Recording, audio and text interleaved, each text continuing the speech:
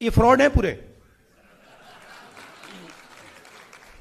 Fraud है, total fraud है, ये मैं बता रहा हूं आपको। ये प्रॉब्लम क्या है कि हम लोगों में यूनिटी नहीं है, हम लोग बटे हुए हैं। जिस दिन हम लोग एक हो गए ना, ये भाग जाएंगे। मेरा पंजाब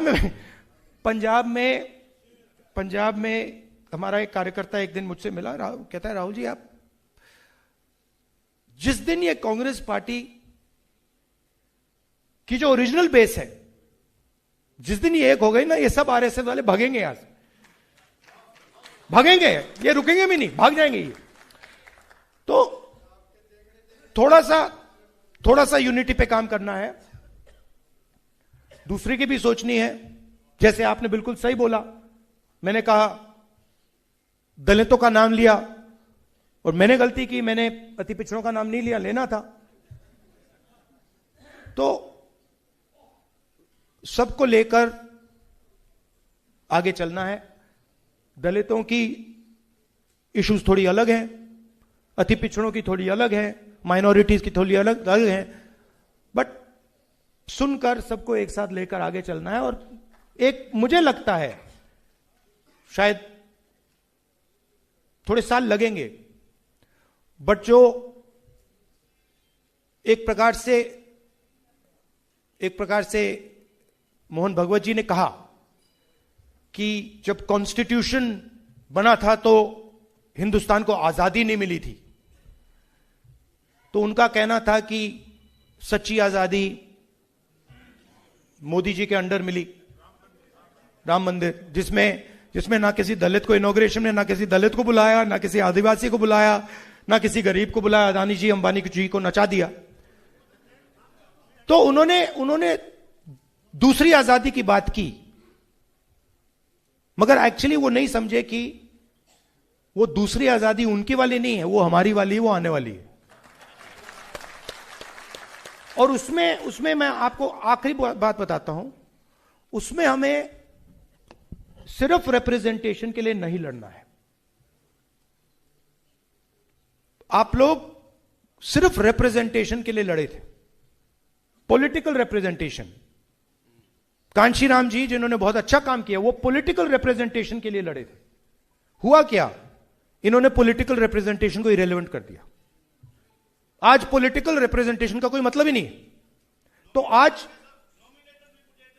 नहीं, वो लोकसभा में एमपी मुझे कहते हैं बीजेपी के, भैया हमारी तो यहां पे मूर्ति बना रखी है। मतलब सर हम मतलब चुनाव जीत के आए, हमने सोचा था एमपी बनेंगे, यहां पे तो भैया मूर्ति बना के खड़ा कर दिया है, और मूर्ति बोल भी नहीं सकती। तो जो संस्थाएं हैं, जो इंस्टीट्यूशंस हैं, चाहे शिक्षा के इंस्टीट्यूशंस हैं, कॉर्पोरेट इंडिया है, जुडिशरी है, इसमें शेयर ऑफ पावर चाहिए, शेयर ऑफ पावर। और शेयर ऑफ पावर और रिप्रेजेंटेशन में बहुत फर्क है। शेयर ऑफ पावर मतलब, जैसे मैंने आपसे कहा 90 लोग बजट को बांटते हैं, आपने वहां पे 3 ओबीसी दे रखे हैं, 3 ओबीसी अफसर दे रखे हैं, उनको पीछे बैठा रखा है, 50% उनकी आबादी है, बट शेयर ऑफ पावर 5%। दलित 15% है हिंदुस्तान में, 16 कह लो, शेयर ऑफ पावर 1%। मैं सिर्फ बजट की बात कर रहा हूं। तो अगला सवाल शेयर ऑफ पावर और शेयर ऑफ वेल्थ का है।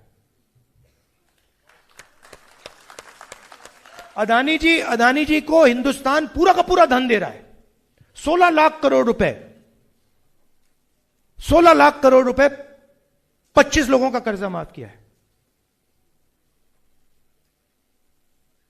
25 लोगों का 16 लाख करोड़ रुपए माफ किया। एयरपोर्ट दे रहे हैं, पोर्ट दे रहे हैं, सब उनको दे रहे हैं। तो ये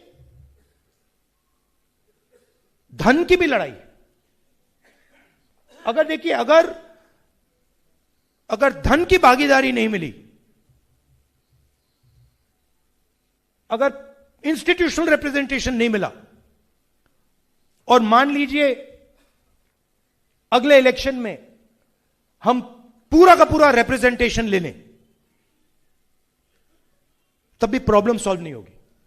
बिल्कुल ठीक है, क्योंकि फिर से वो संस्थाओं का कंट्रोल लेकर फिर से खत्म कर देंगे। मैंने लिस्ट देखी, आप हिंदू कॉलेज में हैं, किसी ने मुझे आरएसएस की इंटरनल जो लिस्ट है, वाइस चांसलर्स, ये जो बोर्ड्स कॉर्पोरेशंस हैं, वो लिस्ट किसी ने मुझे भेज दी। तकरीबन 3000 लोगों की लिस्ट है, सारे के सारे अपर कास्ट है उसमें, सारे के सारे अपर, उसमें एक दलित भी नहीं है, कुछ नहीं है। तो क्या किया? आदिवासी राष्ट्रपति बना दी, मगर कोई पावर नहीं दिया। दलित राष्ट्रपति बनाए, कोई पावर नहीं, सिंबॉलिक, जैसे मंदिर में मूर्ति डालते हैं ना, वैसे ये हो रहा है हिंदुस्तान में। तो लड़ाई क्लियर है। आपने मुझे समय दिया, इतनी अच्छी तरह आपने मेरी बात सुनी।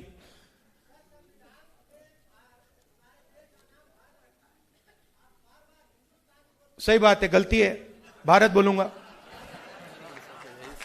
देखिए यही तो है ना। अब देखिए कितनी गहरी बात बोली है इन्होंने। हाँ, तो अब देखो, अब मोदी जी के सामने इसने ये कह दिया होता तो फिर क्या होता? पकड़ के अंदर कर देते, और मैं जाके गले मिलूंगा, कहूंगा भैया धन्यवाद, आपने तो मुझे बहुत अच्छा पॉइंट दिया है। आप सबका बहुत बहुत धन्यवाद। नमस्कार, जय हिंद, जय भारत।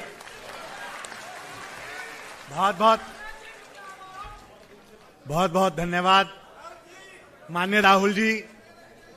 जिस प्रकार ये कृपया कर मंच पर ना चढ़े, कृपया कर व्यवस्था बनाए रखें। मेरा निवेदन है, कृपया कर व्यवस्था बनाए रखें, कृपया कर मंच से उतर जाएं।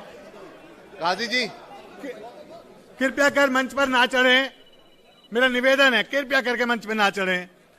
बहुत बहुत धन्यवाद न्याय योद्धा राहुल जी। आपके इन्हीं विचारों से अभिभूत होकर आज पूरा दलित समाज,